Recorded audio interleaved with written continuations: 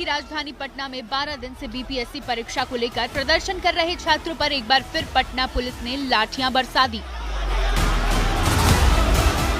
लाठीचार्ज की नौबत तब आई जब बीपीएससी परीक्षा को रद्द करवाने की मांग कर रहे अभ्यर्थी पहले तो परमिशन न होने के बावजूद गांधी मैदान में जुट गए।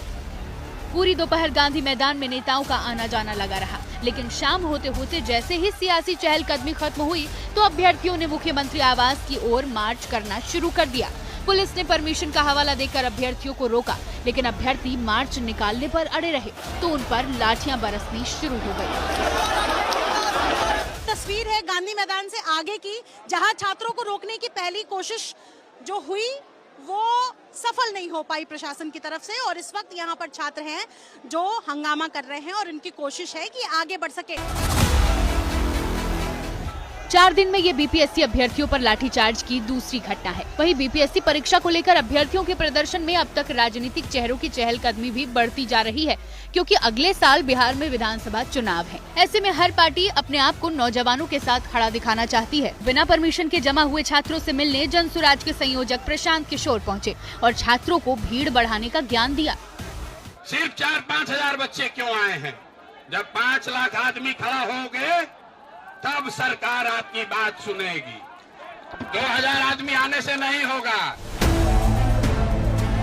प्रशांत की अघोषित सभा में कुछ पीली तख्तियां भी दिखी, जिसमें बिहार में ईमानदार सरकार लाने का दंभ भरा जा रहा था।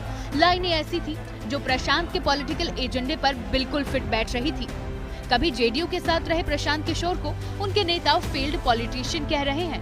प्रशांत किशोर एक फेल्ड पॉलिटिशियन हैं, जो हमेशा दूसरों की हड्डी पे कबड्डी खेलने की कोशिश करते हैं, और इस बार अपनी राजनीतिक बंदूक चलाने के लिए उन्होंने हमारे छोटे भाई बहनों बीपीएससी अभ्यर्थियों का कंधा चुना है।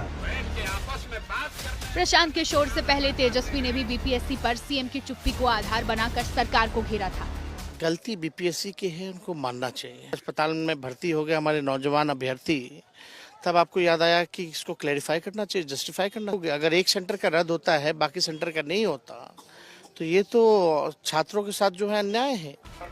निर्दलीय विधायक पप्पू यादव जब प्रदर्शन कर रहे अभ्यर्थियों के बीच पहुंचे तो सीधे बीपीएससी के चेयरमैन को ही निशाने पर ले लिया। जिस चोर को बीपीएससी का अध्यक्ष बनाया है उसको प्रोटेक्ट करेगा ना, और 1500 करोड़ की प्रैक्टिस है, ऊपर से नीचे तक ले रहे हैं, और इसमें सारा सिस्टम इन्वॉल्व है। बीपीएससी परीक्षा रद्द करने को लेकर बिहार में विपक्ष नेताओं की बयानबाजी यूं ही नहीं बढ़ती जा रही।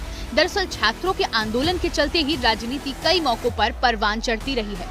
1974 का छात्र आंदोलन इसी का एक बड़ा उदाहरण है, जब बिहार में समाजवादी नेता जयप्रकाश नारायण की अगुवाई में शुरू हुआ आंदोलन बिहार से निकलकर पूरे देश में फैल गया था। नीतीश कुमार, लालू प्रसाद यादव और मुलायम सिंह जैसे तमाम चेहरों ने उसी आंदोलन से निकलने के बाद आगे चलकर राजनीति की अलग अलग राह पकड़ ली। इसलिए पटना में छात्रों की नाराजगी को विपक्ष की ओर से लगातार बरकरार रखने की कोशिशें हो रही हैं। दूसरी तरफ 12 दिन गुजरने के बाद भी प्रदर्शन कर रहे छात्र कदम पीछे खींचने को तैयार नहीं हैं। जब तक नहीं मानेगी तब तक हम लोग देख लेंगे, तब तक हम लोग प्रदर्शन करेंगे। लेकिन छात्रों की नाराजगी से अलग बीपीएससी भी झुकने को तैयार नहीं। परीक्षा कैंसिल करने के विरोध में बोलने वालों की दलीलें हैं कि जब गड़बड़ी सिर्फ एक सेंटर में ही हुई थी तो पूरी परीक्षा रद्द क्यों की जाए। खबर ये है कि बीपीएससी परीक्षा को रद्द